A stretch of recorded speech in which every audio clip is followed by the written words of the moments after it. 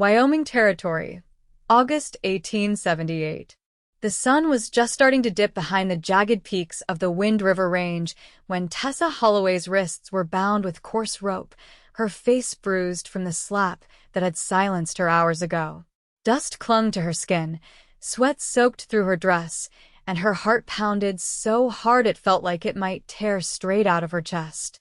The man who'd bought her, if you could call it, that was laughing with two others, sitting beside a crooked campfire outside the trading post south of Lander. She had not even known his name. One moment she was stepping out of the wagon that had carried her from her father's dying homestead, and the next she was pulled aside like cattle at auction, sold off by the man her father had trusted to escort her to safety. Now she stood in the dirt, hands tied, with no one left to cry for her, until a horse's hooves cracked the silence, and a lone rider appeared out of the growing dusk. He wore a weathered hat pulled low over his brow, and a trail-worn coat that hung open to reveal the glint of a silver badge, long since dulled by dust. His eyes were sharp and steady, and his horse, a tall gray gelding, barely made a sound as it slowed near the fire. "Evening," the cowboy said, voice low but clear, like a river carving stone. "This girl yours?" One of the men stood. "Paid for her fair and square." "She looks like she disagrees," the cowboy said. Tessa didn't speak. She just stared at him, blinking through the sting of smoke and salt. The cowboy swung down from his horse, glancing once at her bound hands, then back at the man. "Untie her." "Listen, mister," the man said, reaching for the rifle leaning against a crate. The cowboy's hand moved quicker. His revolver was drawn and cocked before the man's fingers even brushed the stock. "I said, untie her." The man hesitated, but the look in the cowboy's eyes made it clear he was not bluffing. Grumbling, he stepped over and started working at the knots. As the rope fell away, Tessa staggered slightly. The cowboy stepped in, catching her elbow gently. "You all right?" he asked. She nodded, but her voice cracked when she tried to speak. "Thank you." He nodded once, then turned back to the three men. "If I ever see you trying that again, you will not walk away from it."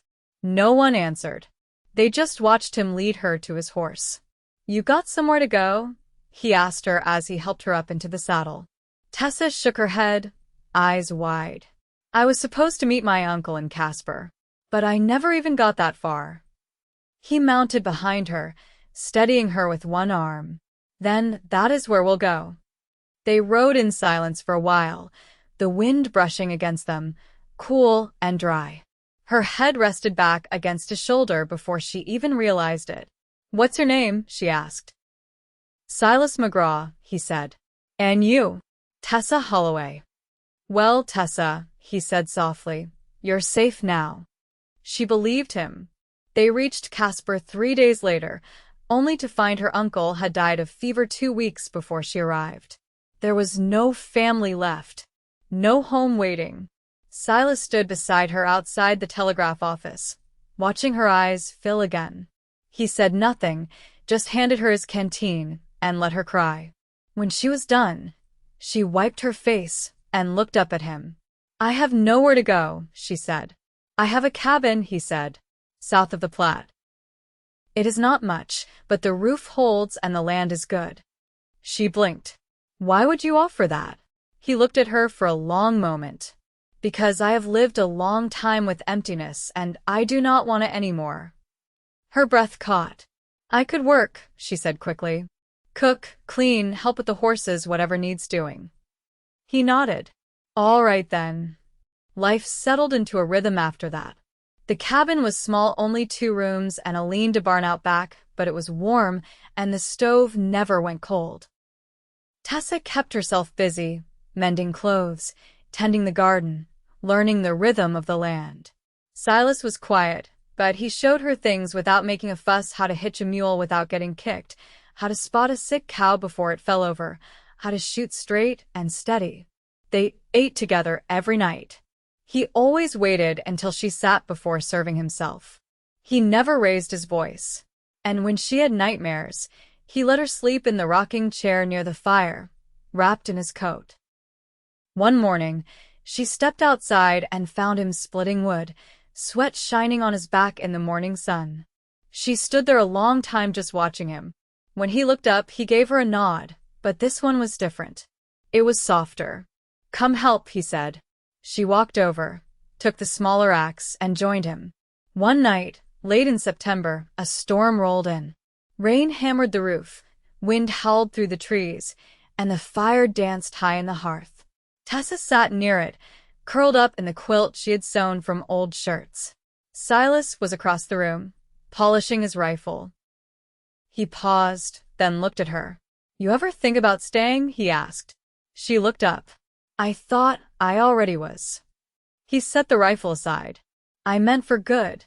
Her breath hitched. "I was not planning to fall for anyone," he said. "But I did. I have." She stood, the quilt slipping to the floor. "I did too," she whispered. "Right from the first moment you took my hand." He crossed the room in 3 steps. When he reached her, he cupped her cheek and leaned in slow, giving her time to pull back. She did not. Their kiss was quiet, steady, and sure. When they pulled apart, she rested her forehead against his. "I love you," she said. "I love you too," he whispered. And this time, no one would ever take her away again. By late October, the aspen leaves had turned brittle gold, and the wind carried a sharper edge. Tessa rose early to bring in the last of the squash from the garden, her shawl tight around her shoulders. She moved carefully, her footfalls soft across the frosted earth, and the quiet around her was the kind that only came with trust, no flinching toward every sound, no watching the tree line for movement. Inside the cabin, Silas set a kettle on the stove and stirred the embers until they flared bright again. He glanced toward the door when it opened. "Frost held overnight," Tessa said, setting the basket of vegetables down. He nodded. "We'll need to bring the chickens in tonight. That old coop won't hold heat once the snow starts." She rubbed her hands together near the stove. "I can line the nesting boxes. There's burlap in the chest. Might keep their feet from freezing." He poured a tin cup of hot water and set it in front of her. "You think like someone who's planning to stay through winter." She tilted her head. "I thought we'd already decided I was." He leaned against the counter, arms crossed. "We did. I just like hearing you say it." She reached for the cup, fingers brushing his. "Then I'll keep saying it if you keep making tea." That night, they worked by lamplight at opposite ends of the table, Tessa patching the knees of Silas's worn trousers, Silas carving new handles for the kitchen knives. The wind slapped hard against the shutters, but the warmth inside held. When the last thread was tied off and the carving knife laid aside, she looked up. "You ever think about building onto this place?" He glanced toward the far wall. "Might be room for another room westward. Maybe a proper washroom. Or a second bed," she said, then flushed. "For guests." He smiled, but his voice stayed even. "I don't expect we'll get many visitors out here." She set the mended pants aside. "Still, might be nice to have space." He reached across the table, his hand closing around hers. "We'll build whatever you want, Tessa. One wall at a time." The next morning brought a surprise: hoofprints in the soft earth near the woodpile. Not from their own horses, and not fresh enough to still be steaming. Silas crouched beside them, his brow furrowed. "Someone was here last night," he said. Tessa didn't speak. Her arms tightened around the coil of laundry she'd been carrying. "They didn't come close to the door," he added. "But I'll ride out to the ridge. See if I can catch their trail." She nodded once. "Be careful." He saddled up while she stood in the doorway, her arms now wrapped around herself. Before he mounted, he turned to her.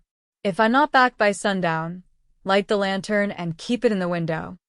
She nodded again, and he rode south, disappearing into the cottonwoods. The day passed slow. Tessa kept busy. Water hauled, stew simmered, kindling stacked by the hearth, but her eyes kept drifting to the window.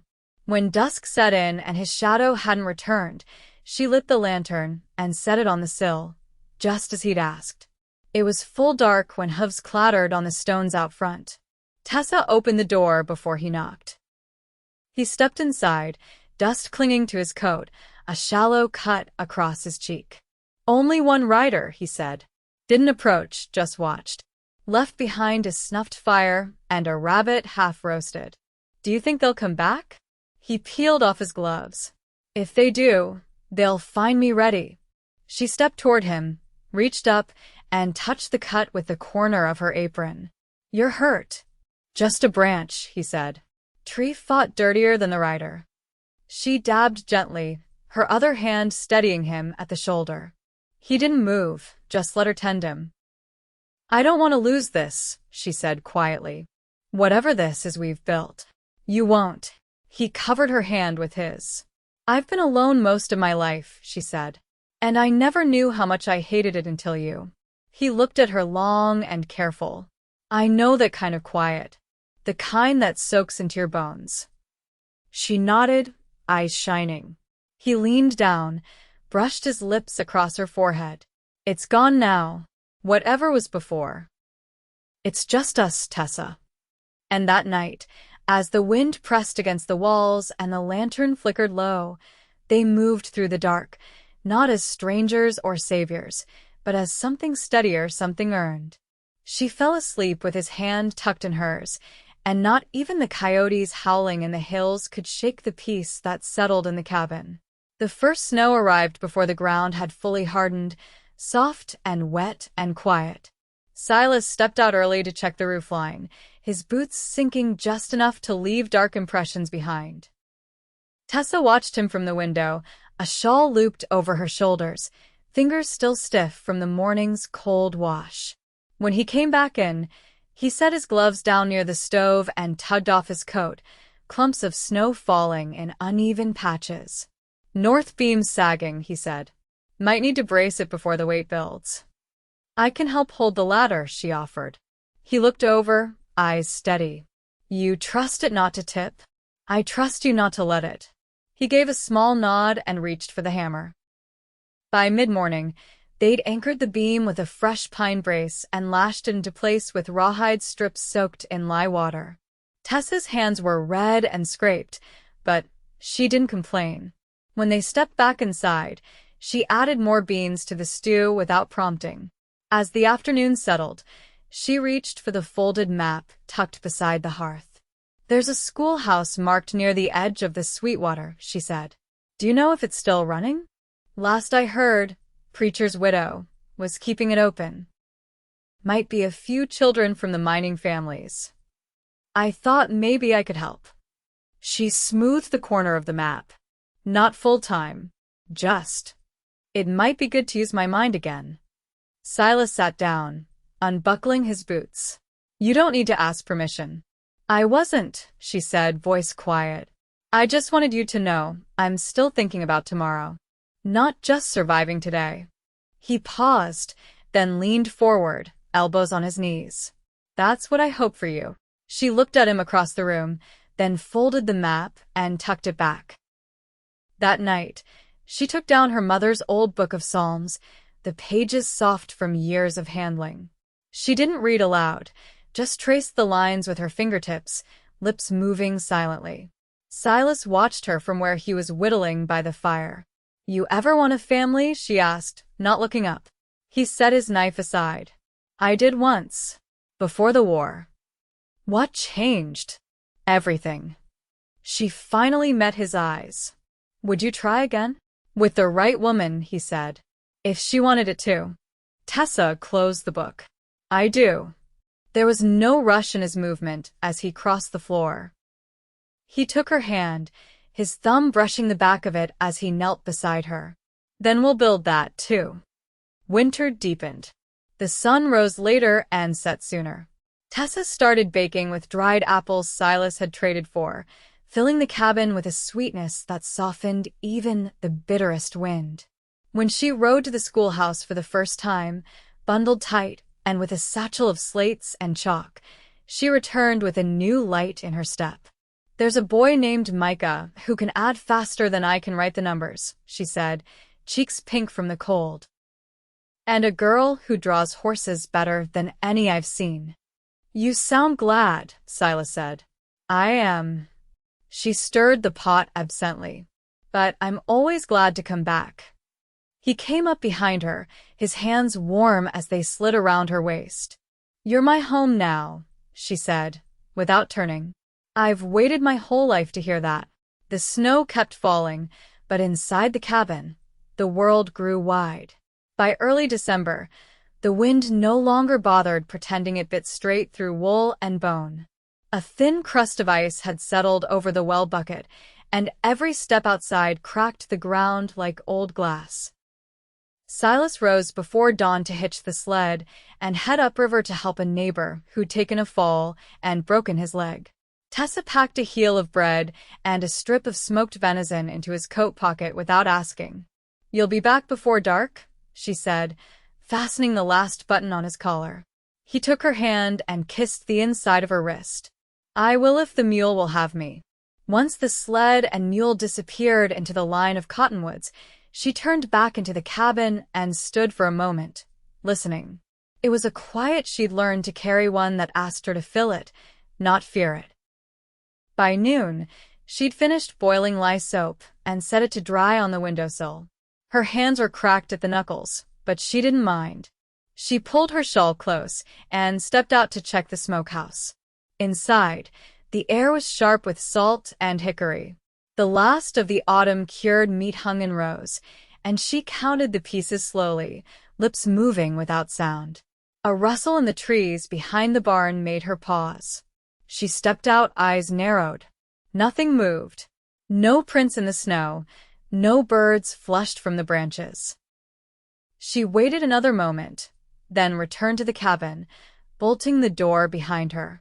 It wasn't fear that settled in her chest, not exactly.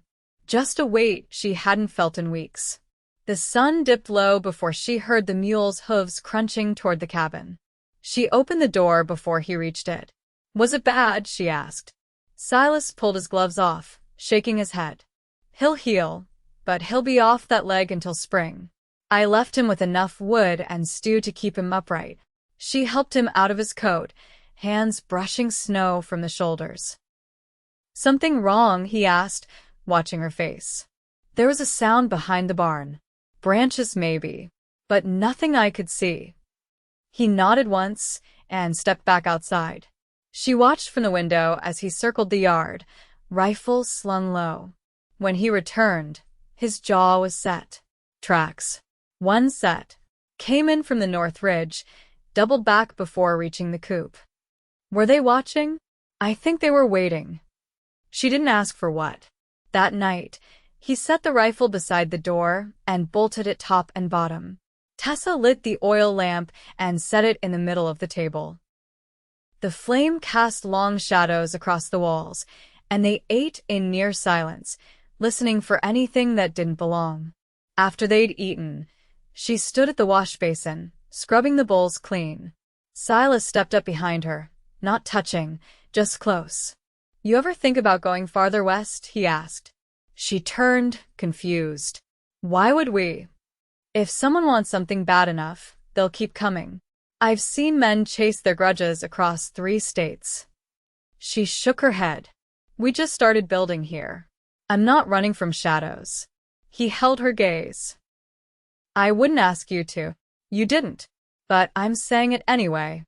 He nodded once. "Then we stay." Later, she laid the quilt across their bed and climbed in beside him. He pulled her close, his hand resting at her waist, calloused thumb brushing slow circles against her hip bone. "I want to raise children here," she said, her voice low. His breath caught almost imperceptibly. "You sure? I've never been more." He kissed the back of her neck, slow and deep. "Then we will." Outside, the wind picked up again, sweeping through the trees and rattling the barn door. Inside, the fire burned low, but steady. They didn't speak again that night. They didn't need to. Everything that mattered was already settled between them quietly, completely, without question.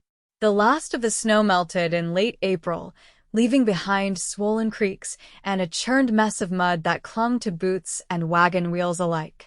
The land woke slow and cautious, the way a wounded animal stirs once the pain fades but hasn't been forgotten. Tessa stood barefoot on the porch, the hem of her dress damp with dew, and watched a pair of robins pick through the thaw-softened earth near the fence. Inside, Silas was repairing the latch on the front cupboard, the one that had started to loosen during the coldest stretch of winter. He'd removed the hinge entirely, carving a new peg from a scrap of maple. His hands, always steady, moved with quiet certainty. Micah's mother asked if we take a few hens off her, Tessa said, stepping back inside. She's headed back east, says there's nothing left for her here now the mine's closed. She'd be better off with family, Silas said. We could keep the hens near the barn. They'll scratch the ground clear come summer. She said she'll leave pen till we're ready. He nodded, testing the new peg with his thumb. You thinking about the boy? Tessa leaned against the doorframe. He asked if he could send letters.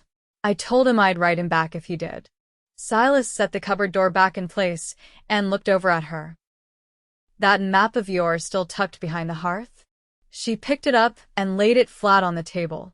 The ink had faded some, the edges curling with moisture, but the valley still sat where it always had, cradled between the low hills and the long bend of the river. There's a creek here, she said, tracing a faint blue line. If we plant along the southern edge, we'll have enough for ourselves and the chickens. He pulled a chair beside her. Ground softer there, too. Easier to turn. I was thinking we could build a second shed, she added. For tools. Maybe a place to dry herbs. Silas studied her face. You planning to fill every corner of this land? She smiled. Only the ones that need tending. He reached for her hand, his fingers wrapping around hers. It suits you.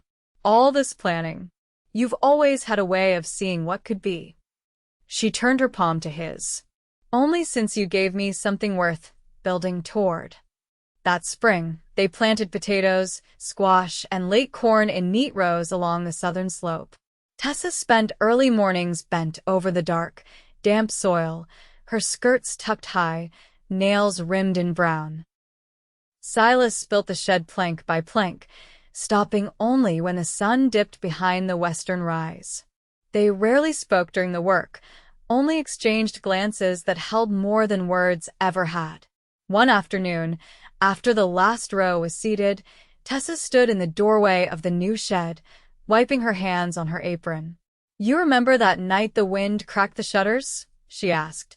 He looked up from where he was oiling the spade. Ida. I was scared we'd lose everything we'd started, that it could all blow away like it never mattered. He set the spade aside and walked over. It didn't. No, she said. It didn't. He leaned in, his forehead resting against hers. You're not afraid anymore. No, she whispered. Not of anything. Summer came in yellow bursts, wildflowers edging the path, bees thick in the garden, the creek running low and warm.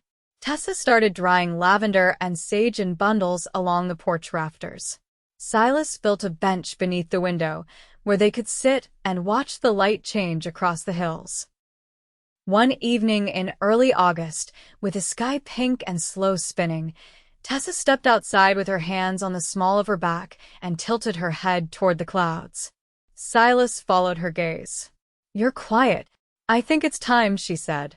He didn't ask what she meant. He stepped beside her, slid his arm around her waist. I'll hitch the mule. Their son arrived just before dawn, his cry sharp and certain. Tessa held him to her chest, her body trembling with relief and something deeper, something that had no name but settled inside her like a promise kept. Silas sat beside the bed, one hand on her knee, the other brushing the boy's damp hair. What'll we call him? She asked, her voice hoarse. He looked at her, eyes full. Matthew, he said.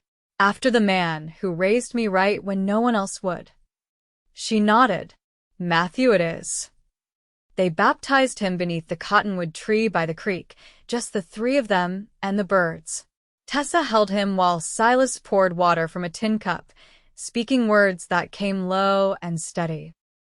Then they laid on the grass beside the tree, Matthew tucked between them, the light filtering through the leaves like gold dust. Years passed. They added a second room to the cabin. The chickens multiplied. So did the jars on the pantry shelf. Tessa taught twice a week at the schoolhouse until Matthew was old enough to walk there beside her. Silas took him hunting, taught him to read the land like a ledger, to listen before speaking, to carry weight without complaint. They grew older together. Lines formed around their eyes, and the work grew heavier, but they never stopped. They moved through each season as if it were a thread pulled through cloth, stitching their lives tighter with each passing year. One evening, long after the sun had gone down, Tessa sat beside Silas on the porch bench. The fire in the hearth behind them crackled low, casting long shadows across the quiet yard. Matthew was asleep inside, his breathing even and deep. Silas reached over, took her hand. "Do you ever miss the life you thought you'd have?" he asked. She watched the stars blink into view. "No," she said softly. "Because I never could have dreamed of this." He brought her hand to his lips, kissed the back of it like he had the first time. "You made this place a home," she whispered. "You made it a life," he said. They sat there until the chill crept in, and then they rose together and went inside. The door closed behind them. The wind moved through the trees, and the cabin stood warm, whole, and steady as the first leaves of autumn began to fall.